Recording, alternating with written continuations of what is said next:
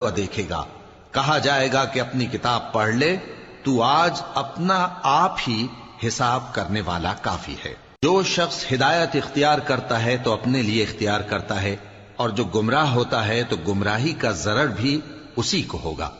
اور کوئی شخص کسی دوسرے کا بوجھ نہیں اٹھائے گا، اور جب تک ہم پیغمبر نہ بھیج لیں عذاب نہیں دیا کرتے۔ اور جب ہمارا ارادہ کسی بستی کے ہلاک کرنے کا ہوا تو وہاں کے آسودہ لوگوں کو فواحش پر معمور کر دیا، تو وہ نافرمانیاں کرتے رہے، پھر اس پر عذاب کا حکم ثابت ہو گیا اور ہم نے اسے ہلاک کر ڈالا۔ اور ہم نے نوح کے بعد بہت سی امتوں کو ہلاک کر ڈالا، اور تمہارا پروردگار اپنے بندوں کے گناہوں کو جاننے اور دیکھنے والا کافی ہے۔ جو شخص دنیا کی آسودگی کا خواہش مند ہو تو ہم اس میں سے جسے چاہتے ہیں اور جتنا چاہتے ہیں جلد دے دیتے ہیں،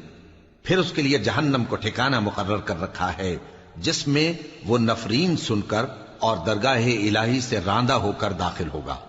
اور جو شخص آخرت کا خواستگار ہو اور اس میں اتنی کوشش کرے جتنی اسے لائق ہے، اور وہ مومن بھی ہو،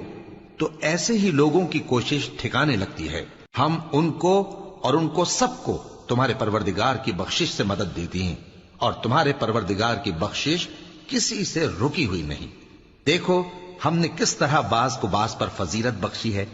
اور آخرت درجوں میں دنیا سے بہت برتر اور برتری میں کہیں بڑھ کر ہے۔ اور اللہ کے ساتھ کوئی اور معبود نہ بنانا کہ ملامتیں سن کر اور بے کس ہو کر بیٹھے رہ جاؤ گے۔ اور تمہارے پروردگار نے ارشاد فرمایا ہے کہ اس کے سوا کسی کی عبادت نہ کرو، اور ماں باپ کے ساتھ بھلائی کرتے رہو، اگر ان میں سے ایک یا دونوں تمہارے سامنے بڑھاپے کو پہنچ جائیں تو ان کو اف تک نہ کہنا، اور نہ انہیں جھڑکنا،